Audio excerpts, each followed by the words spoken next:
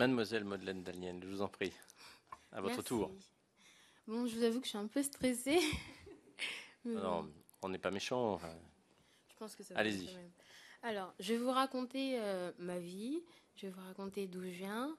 Alors, je viens d'Haïti, donc une petite île. À la base, j'étais dans une famille où on était beaucoup. Et comme j'allais pas bien, j'étais malade, bah, ma mère m'a mis dans un orphelinat. Et du coup, après, je me suis fait adopter par ma mère, Catherine, qui est ici. Et je crois que c'est le plus beau geste qu'on puisse faire. Parce que je me rappelle pas mentalement, je veux dire, de quand j'étais là-bas, mais des fois, je me rappelle de quand j'avais faim et que je sentais que j'avais absolument rien à faire là-bas, j'étais seule. Parce que c'était un grand orphelinat et on s'occupait pas de nous, vraiment. On était dans une misère noire et c'était pas possible. Alors, je me demandais comment un être humain pouvait vivre dans un endroit pareil. Et quand ma mère m'a adoptée, bah, ça a été le plus beau jour de ma vie, fatalement. Et je me rappelle que quand j'étais petite, et bah, qu'importe que mes parents soient homo, ça m'a jamais dérangée.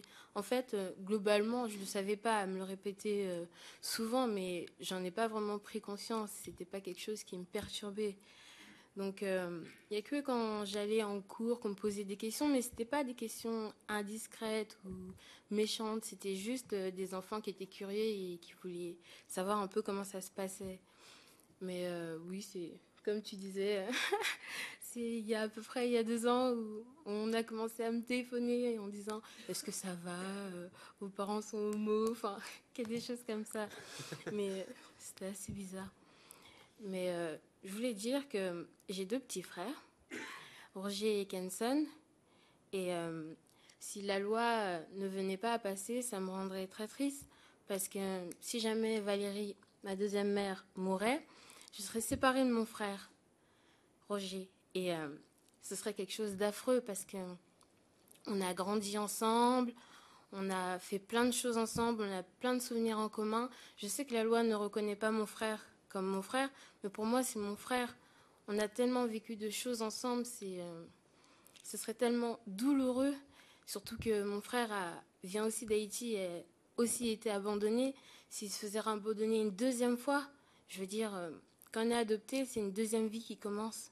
C'est une nouvelle vie, quelque chose de nouveau. On nous donne une chance de pouvoir sortir de la misère et devenir quelqu'un, en fait, tout bêtement. Et je sais pas, je trouve ça tellement important. Alors je vois pas pourquoi, juste parce qu'on, juste parce qu'elles sont amoureuses de enfin d'une autre femme, de quelqu'un qui a le même sexe qu'elle, elles auraient pas le droit de se marier, elles auraient pas le droit d'être heureuses. Et puis concrètement, pourquoi, enfin, on n'a pas le droit de dire, personne n'a le droit de dire oui, cette jeune fille est malheureuse parce que ses parents sont homo. C'est n'importe quoi. Je veux dire, c'est mon expérience personnelle et personne ne peut dire à ma place si je suis heureuse ou malheureuse. Et je le vis très bien. Enfin, j'ai pas de problème. Je suis dans une école de photographie. J'aime ce que je fais. J'aime ma famille. Je suis sûre que un jour on vivra dans une France où il y aura plein de gens cool partout. Et voilà, enfin, globalement. Merci beaucoup. Alors, nous